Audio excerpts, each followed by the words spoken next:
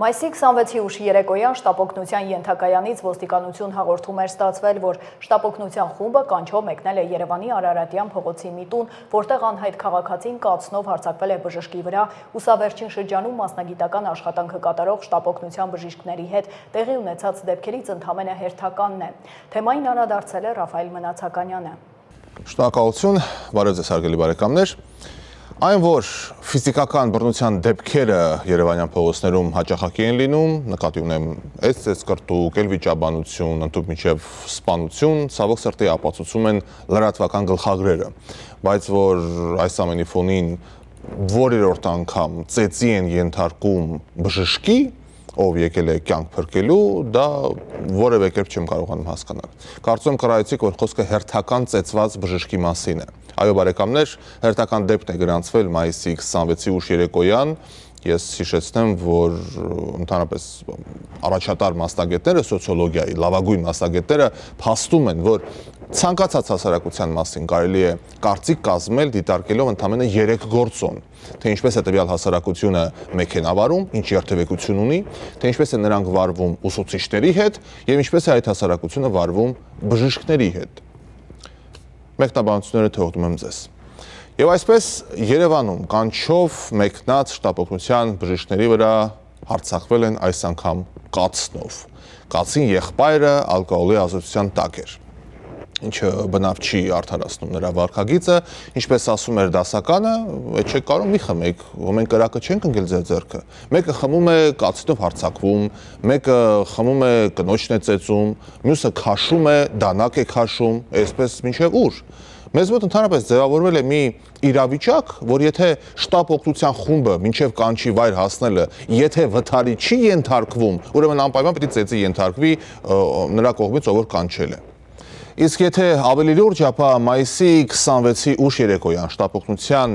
ենթակայանից ոստիկանություն հաղորդում է ստացվել, որ շտապօգնության խումբը կանչով մեկնել է Երևանի Արարատյան փողոցի մի տուն, որտեղ անհայտ քաղաքացին արդյունքում կացնով հարվածել է բժշկին։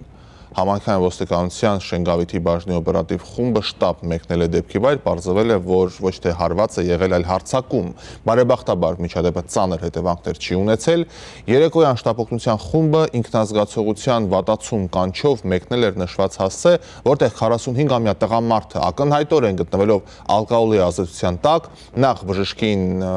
պատմել է, թե ինչպես է կոտրել տան սանհանգույցը, հետո հանկարծ միջանցքից վերցրել է կացինը եւ անկանոն շարժումներով հարձակվել բժիշկների վրա։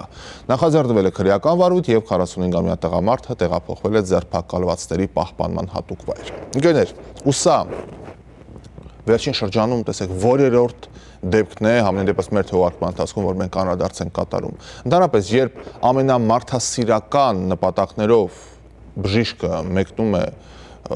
օգնություն ցուցաբերելու եւ մարդկանց մարդատյացությամբ են դիմավորում, այս քայլերը պետք է հետևանք ունենա։ Բայց խնդիրը բարոյականից զատ նաև քրեա իրավական կողմ ունի։ Սրան որպես կանոն քրեականորեն բաժելի արարքներ որակավորումը պետք է տան։ Պատկերացնում եք, մենք այս լուսավոր դարում հասել ենք մի հանգրվանի, երբ ԶԼՄ-ները հատուկ հաղորդագրություններ են տարածում, որով ծանուցում են մեր քաղաքացիներին, հորդորում են, որ կանչի մեկնած բժիշկներին չծեծեն։ Դուք պատկերացնում եք, իրապես պատկերացնում եք, խնդիրը այնքան լուրջ է, որ պաշտոնական հաղորդագրությունից մի դրվագ եմ ձեզ համար առանձնացրել, ուրեմն պատկան մարմինները հորդորում են, նախ եւ առաջ պահանջում են մասնագիտական առաքելությունը կատարող անձանց նկատմամբ լինել առնվազն հարգալից,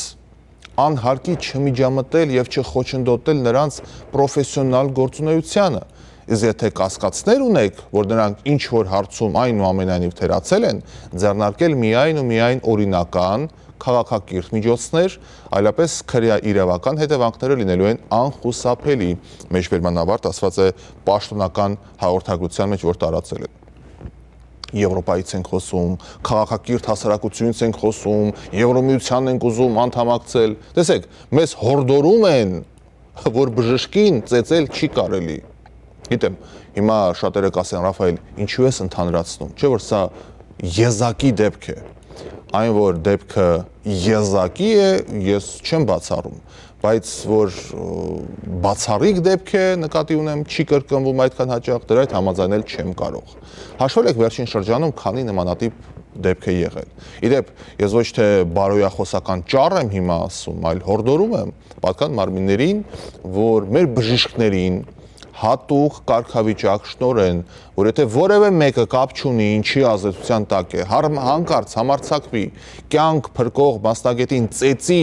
կամ կացին բարձրացնի վրան, այդ կացին աղբոր հեքիաթը տեղում պիտի հասցնեն ավարտին, երկնքից երեք շատ մեծ ու ծանր խնձոր էլ պիտի գահավիժի այդ հանցանք գործողի պարանոցին։ Այսպիսով, մանկավարժ խոշտանգելով, բուլինգի ենթարկելով, բժիշկ ծեծելով ու խաղադրույքների ռեկորդներ սահմանող մեր հասարակությունը պիտի լուրջ մտածի իր ապագայի մասին, թե ուր ենք մենք ցանկանում գնալ։ Դուք էլ, հարգելի հեռուստադիտողներ, մտածեք այդ ուղղությամբ։